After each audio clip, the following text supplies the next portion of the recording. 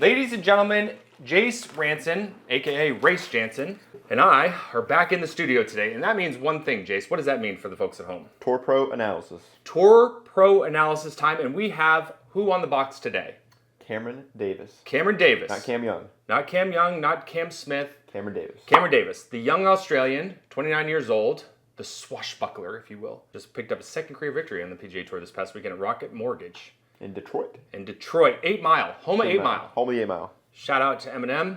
Today we are inside the lab because we're going to be focusing in on this really good golf swing. In fact, what we're going to be doing is we're going to be referencing the clock drill that we put out last week where we showed you how to get the wrist to function properly in the swing shape, because we've had a lot of questions on how to do this movement properly. We've seen a lot of people doing it insanely well. I mean, how good was Mike's effort? How good was Eric K? Let's try to see if you can hit a shot like that. 1 o'clock to 2 o'clock. Did you see that? I saw that. How did you hit that ball? They're just killing it, aren't they? I mean, It's something. That swing was absolutely fantastic. On top of that, we want to make sure that everybody has a clear understanding of when this move should be happening, and Cameron does it very, very well. We're going to be focusing on that piece, and then we're going to be focusing in on a downswing component that every one of you must have in your golf swing if you want to play consistently good golf. And I know every one of you at home want to play consistently good golf. Isn't that right, Jace? I think it'd be fun to do that, wouldn't it? Yeah. It'd be fun to do that. It'd be fun to play consistent golf. It would be fun to do that.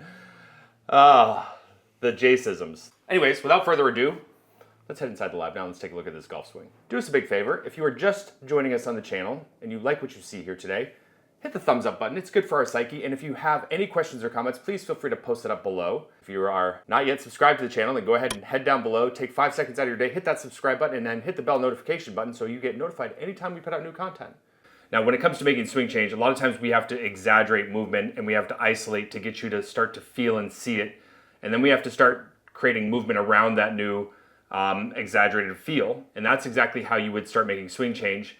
On top of that, you need to learn how to practice. Now, one of the things that we found really fascinating about Cameron's golf swing, aside from the fact that he swings it really well from right-handed and left-handed golf, is that he uses a very weak grip at setup. When you look at this from face on, you can see that the V in his trail hand, his right hand, is up towards his lead ear, and the V in his lead hand is up through the middle of his shoulder.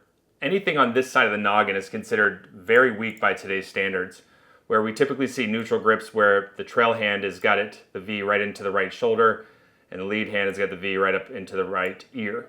So you can see that he's definitely using a weaker grip. Now, what does the grip signal to us as golf instructors? Well, it signals to us what the release pattern really should look like. When you're on the weaker end of the spectrum with your grip, you have to use more supination. And supination is a word that scares a lot of the golfing public because a lot of players think that rotating the wrists and the forearms in the release requires timing.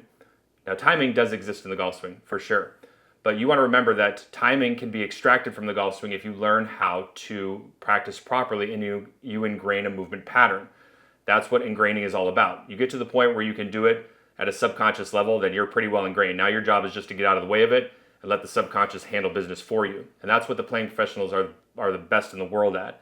And so you can see here that as he starts to work down in front of his body, because of the weaker grip, you're going to see that his glove logo is pointed directly out in front of him.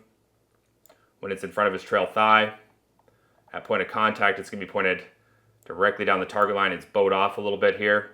And then as his hands and arms exit outside the hitting area, just outside the lead thigh, that glove logo is now pointed directly behind him.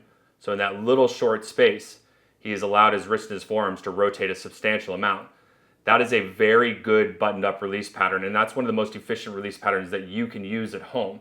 It errs to a draw bias, but you can create stability in the club face when you come down to the hitting area if you have the lead wrist prepped. And that's exactly what the clock drill was teaching players at home to do, is to get the golf club prepped.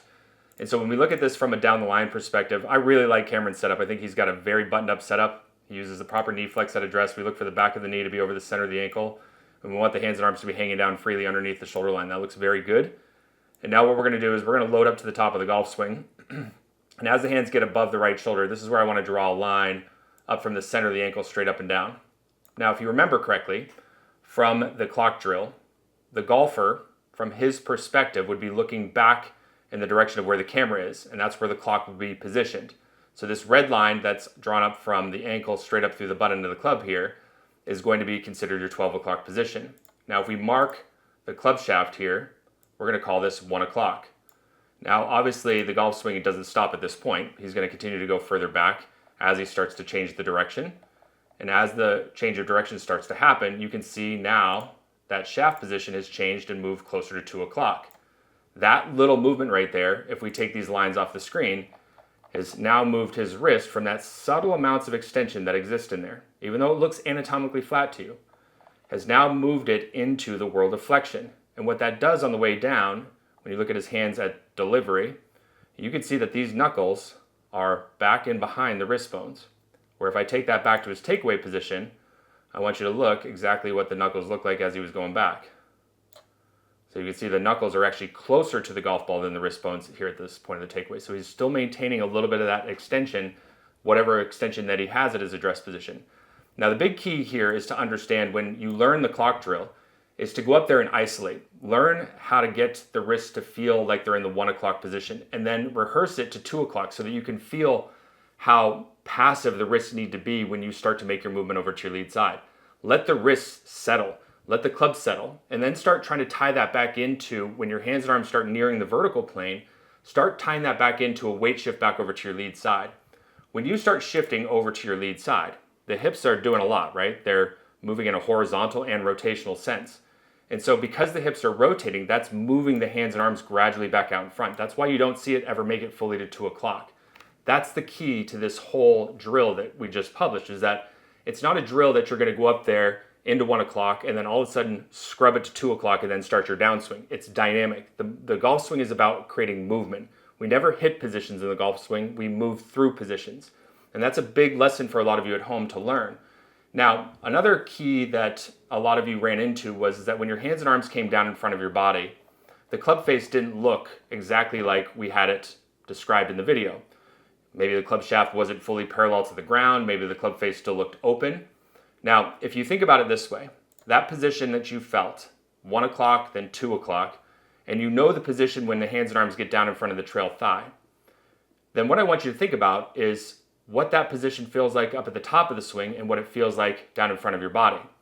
If you think about it from that sort of standpoint, then this movement that happens in between the top of the swing and your delivery now becomes one of those things that you really don't have to think about. If you're thinking about all of the small degrees and the small amounts of flexion that actually take place, then that's going to be very hard to be able to create speed in the golf swing. So think about it as a point A to point B. If you get point A and point B right, then you're set up to be able to work on what we're going to teach you later on in the week. And that's when we start really buttoning up your golf swing and not have all of this inefficiencies start to destroy your ability to be consistent.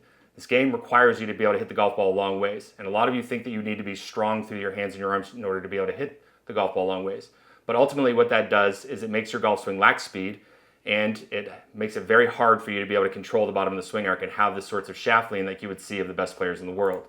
Looking at this wrist function down in front of your body, you can see that he's got that wrist in a position where it is slightly in flexion. He's got the club face nice and square, and he lets it move through the hitting area at a very gradual rate of closure. That's how you create a release pattern that's designed to your DNA, and we're going to help you out with that later on in the week. We'll see you guys in the next video. Now, let's make it a great day. Happy July 4th. And happy July 4th from us at MyGolfDNA.